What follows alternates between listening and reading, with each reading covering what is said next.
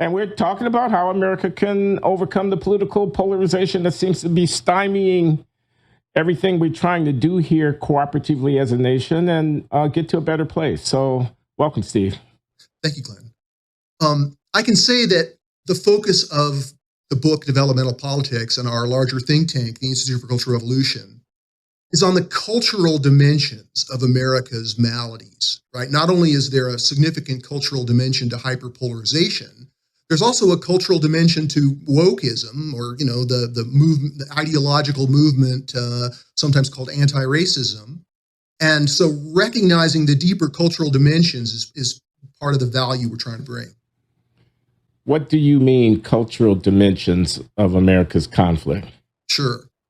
Well, culture can be understood in a variety of ways. There's a whole bunch of competing academic definitions.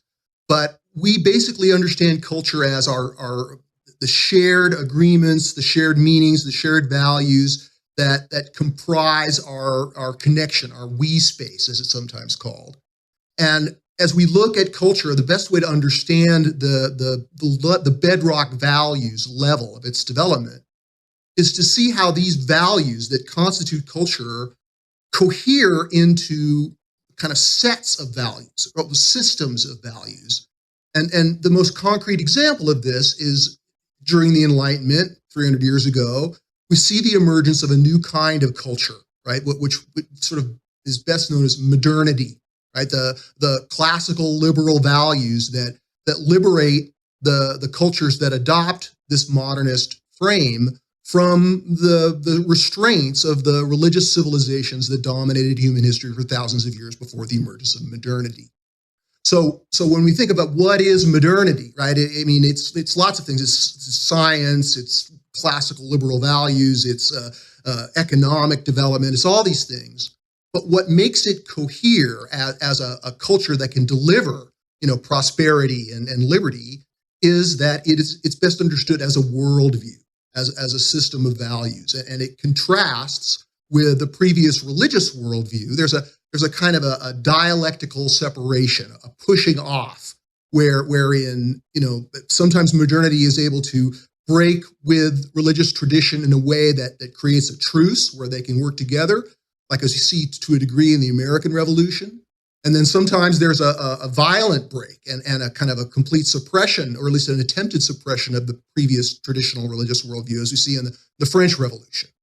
But anyway, this idea that we have modernity and the pre-modern traditional forms of culture, this is a well-accepted two-stage model, if you will, that you see repeated in many different academic disciplines. They don't always frame it as worldviews, and it's not always focused on values.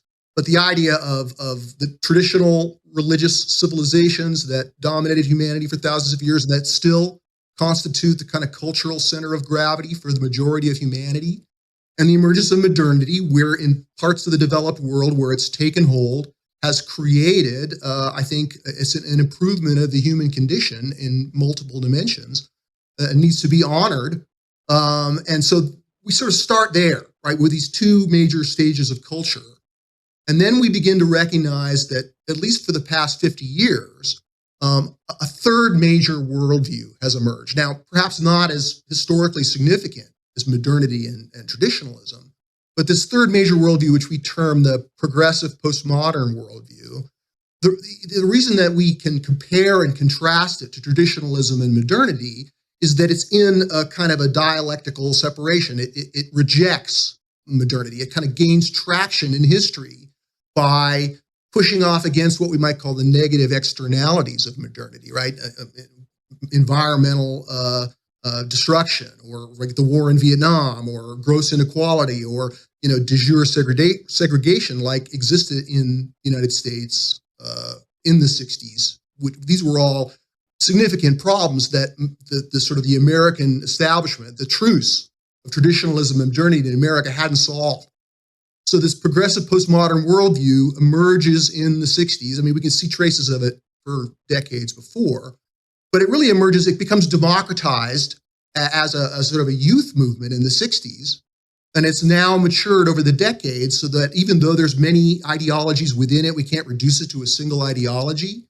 it does shed a lot of light on where progressivism, progressive postmodernism is going, why it has become in some ways a threat to the best of what's come before, why it's given rise to particularly militant ideologies like, I guess we could call it the Black Lives Matter movement, and how we could take these developments in our stride by recognizing that while there's some forces of decay, there are also forces of growth, and harnessing those forces of growth to move beyond progressivism, to transcend it and include it in a new cultural structure that represents a kind of a synthesis of these three major worldviews.